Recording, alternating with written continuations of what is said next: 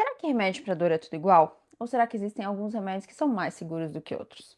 Meu nome é Esther, eu sou médica geriatra formada pela USP e hoje a gente vai falar sobre remédios para dor. Eu vou te explicar como que cada um mais ou menos funciona, quais são os mais seguros e que dá para usar mesmo sem prescrição médica, qual a importância de tratar a dor, efeitos colaterais que provavelmente você não conhecia e no final, fica até o final porque eu vou te dar inclusive algumas dicas de como tratar a dor sem precisar de remédio necessariamente. Vamos lá? Nesse vídeo de hoje, então, eu vou passar sobre as principais classes de tratamento, de remédios para tratamento de dor que são aprovados há muitos anos. E eu vou começar com um remédio que é um dos mais conhecidos, um dos mais famosos e que infelizmente é muito subestimado. Ele tem um poder bom para tratamento de dor e é um remédio absolutamente seguro. Eu uso inclusive nos meus pacientes que têm mais de 100 anos de idade sem problema nenhum. E muita gente está com preconceito por aí, deixando de usar esse remédio, fazendo trocas que não são nada inteligentes, trocando por outros remédios mais inseguros, que eu vou falar daqui a pouco. Eu tô falando agora da dipirona. Isso mesmo, a dipirona, também conhecida como Novalgina, Anador, tem várias outras marcas no mercado também. É um remédio para dor extremamente seguro. Ele é o que a gente chama de analgésico comum, analgésico simples. Existem aí algumas lendas relacionadas ao uso da dipirona. Muita gente acredita principalmente que a dipirona dá sono e que a dipirona baixa a pressão. Mas, pelos estudos, isso já foi provado que na verdade não é verdade. Nossa, mas por que eu sinto então uma tonturinha? Isso realmente pode acontecer. Algumas pessoas sentem tipo uma leveza, uma moleza, uma tonturinha após usar a dipirona. E aí interpretam dessa forma que a pressão baixou. Mas, gente, na maioria das vezes, moleza, tonturinha não quer dizer que a pressão baixou. A pressão a gente só sabe que baixa quando ela realmente baixa, né? Quando a gente vai lá e mede com um aparelho de pressão. E aí se viu nesses estudos que não, que a pressão das pessoas usando a dipirona, mesmo aquelas que sentiam tontura, moleza, não estava baixando. Existe um caso específico em que pode sim baixar a pressão em algumas pessoas, que é quando a gente faz a dipirona na veia de uma forma meio rápida. Aí sim pode levar a uma queda de pressão que não é perigosa, uma queda de pressão que não é muito acentuada. Mas isso não é tão comum e isso acontece quando a gente faz a dipirona na veia. Dipirona pela boca não vai baixar a pressão. E por que eu sinto então essa moleza, essa tontura? Existem algumas explicações. Um dos motivos é que quando a gente usa a dipirona é porque a gente está com dor. E muitas vezes essa dor está associada, por exemplo, a um quadro de alguma infecção, às vezes uma gripe ou um resfriado. Então, o meu organismo, no geral, ele já está ali mais fragilizado, já estou com uma molezinha maior. E aí, eu vou lá e tomo a dipirona, e essa moleza acentua porque às vezes eu estava tenso antes de tomar a dipirona por conta da dor. Na hora que a dor sai, eu consigo relaxar finalmente e vem aquela moleza. E tem algumas pessoas que têm sim uma moleza, uma tonturinha por si só. Mas isso novamente não significa que a pressão está baixa. A gente não pode ficar falando que a pressão é baixa se a pressão realmente não baixou. Eu quero chamar a atenção aqui para uma questão. Muita gente tem deixado comentários aqui nos meus vídeos, obrigada pelos comentários, mas alguns comentários têm vindo até de uma forma muito mal educada, questionando bastante o que eu tenho falado aqui no sentido de, mas comigo não aconteceu isso, comigo é desse jeito. Vale a pena dividir tudo que vocês sentem, eu tô aqui para isso mesmo. Porém, entenda, não me ajuda muito me mandar estudar porque eu estudo bastante. Se quiser, inclusive, pode conferir o meu currículo ali no meu site, eu deixo lá para quem quiser ver. Muita gente questiona dizendo que porque aconteceu comigo assim ou aconteceu com a minha vizinha assim. O que eu estou trazendo aqui é matéria de estudos, estudos realizados com milhares, muitas vezes milhões de pessoas no mundo inteiro. Muitas vezes o que você está tendo, sim, é um efeito colateral ali um pouquinho mais chatinho, mas ainda assim isso não tira as verdades que eu tô trazendo aqui, de que a dipirona não traz efeitos colaterais mais graves, tá? Pode deixar seu comentário, só cuida com o tom. Tem muita gente que tem sido bem mal educada aqui nos meus comentários. Eu acho que não precisa disso. Eu, inclusive, sou uma dessas pessoas. Quando eu tomo dipirona, principalmente nesses casos em que eu tô com uma gripe ou um resfriado, eu sinto sim uma molezinha, mas isso não quer dizer que a dipirona baixou a pressão. A dipirona não é como, por exemplo, outros remédios conhecidos, inclusive alguns eu vou falar aqui no vídeo de hoje, que podem sim levar até acidentes de carro porque a pessoa fica muito sonolenta. Não é o caso da dipirona. Essa tonturinha que talvez você sinta não é perigosa, não tenha medo dela. E muita gente está tão acostumada com ouvir isso que a pessoa já vai tomar a dipirona esperando essa tonturinha. E aí acontece até um efeito, é tipo um efeito placebo, sabe quando a gente espera o efeito de um medicamento? Tá acontecendo isso com muita gente. Fato é que é um remédio extremamente seguro. sem grandes efeitos colaterais que sejam muito comuns.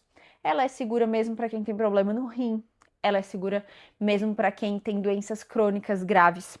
Ela pode ser sim usada todos os dias, tá? Não tem problema.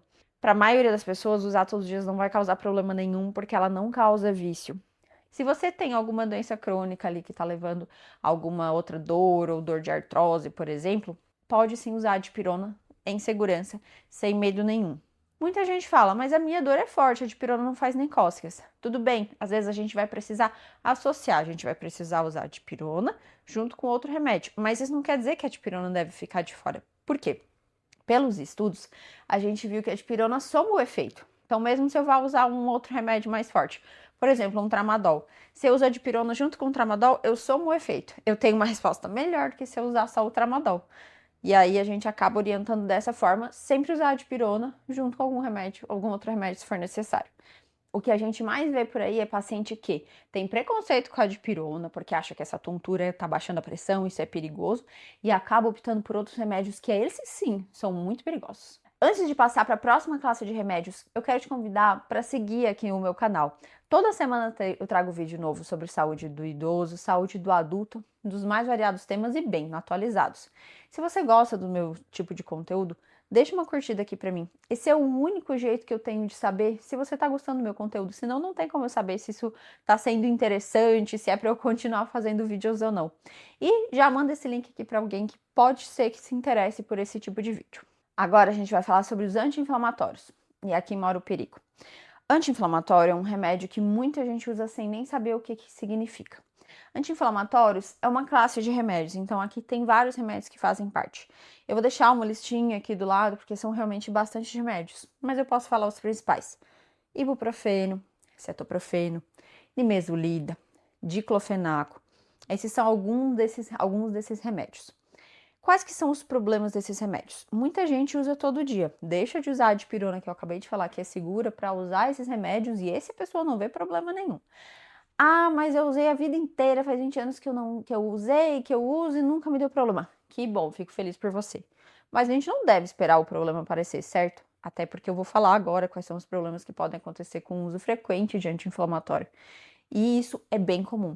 A gente não fica ali testando, brincando com fogo até que o problema apareça, certo? Então, se usou até hoje, por muitos anos, que bom que não deu nada de errado, mas é melhor parar de usar, procurar uma substituição mais segura, se for o caso, para que esse problema não apareça. Bom, os anti-inflamatórios são proibidos, então, de forma alguma, é claro, que a gente pode usar em várias situações. Para adultos, no geral, eu evito o uso por mais que 7 dias, tá? E eu vou evitar usar, eu vou tentar usar mais outros remédios, principalmente em pacientes que têm doença renal crônica, então aquelas pessoas cujo rim não funciona adequadamente. Isso só tem um jeito de saber, perguntando para o seu médico, tá? Ou então para quem já teve história de sangramento no estômago, já vomitou sangue, já teve úlcera, alguma coisa do tipo. Por quê? Os efeitos colaterais mais comuns dos anti-inflamatórios e que estão longe de ser raros são justamente esses. Eles podem fazer mal para o rim e eles podem causar sangramento de úlceras no estômago. Então, muita gente às vezes vai parar no pronto-socorro vomitando sangue, às vezes a úlcera até perfura, faz um furo ali no estômago, úlcera que eu tô falando ali no estômago. Em adultos, ainda assim, muitas vezes a gente acaba usando, mas a gente pede para evitar de usar por mais do que 5 a 7 dias, tá? Em casos raros, extremos, a gente usa por mais dias do que isso, mas é bom evitar. Se você é daqueles que tá usando todo dia a vida inteira, tome cuidado, pode acontecer algum problema. Tem paciente que vai parar até na hemodiálise por conta de anti-inflamatório. Para idosos, os idosos são muito mais susceptíveis a esses efeitos colaterais, infelizmente. Então, é claro que boa parte dos idosos vai usar anti-inflamatório. Eu, às vezes, passo para os meus pacientes, mas eu passo ali por bem poucos dias, 3 dias, 5 dias no máximo, e eu olho bem para o meu paciente para ver se realmente ele pode usar ou não. E ainda assim, eu sabendo que tem bastante riscos, então eu tento sempre que possível trocar para outro remédio mais seguro. E um dos maiores problemas que a gente vê do anti-inflamatório é que muita gente está usando sem nem saber o que é. Sabe aqueles remédios que a gente compra para dor, às vezes até para gripe, resfriado, mas principalmente para dor, que a gente acha ali que são inocentes e a gente nem sabe o que tem ali no meio, que são vários compostos? Eu vou dar um exemplo de marca. O Tandrilax contém anti-inflamatório, tá? Então vale a pena ir ali na sua farmacinha, ali onde você está guardando seus remédios, dar uma olhadinha quais são os remédios que você tem usado para dor. Porque às vezes você tá com a marca na cabeça e aí não tá se tocando de que é uma dessas substâncias que eu coloquei agora há pouco. Eu coloquei as marcas principais também. Muita gente usa o Tandrilax todo dia há muito tempo achando que tá tomando nada demais e tem anti-inflamatório ali no meio. Nesse caso, é bom parar. É bom procurar substituições mais seguras. Outros efeitos colaterais que podem ser causados pelos anti-inflamatórios, além de sangrar estômago, vomitar sangue, né?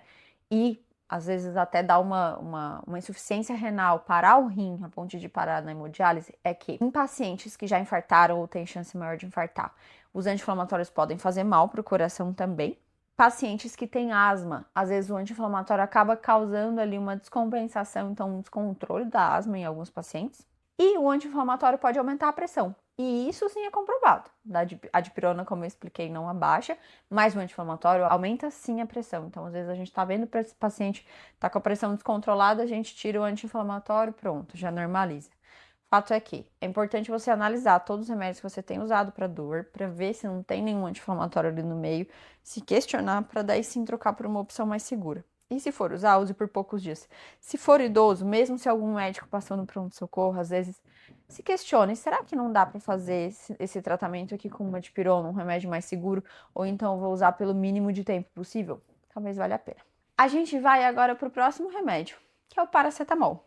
O paracetamol, ele também é um analgésico simples, assim como a dipirona. No geral, também muito seguro. O único tipo de público que deve ali tomar bastante cuidado com o paracetamol é quem tem problemas no fígado.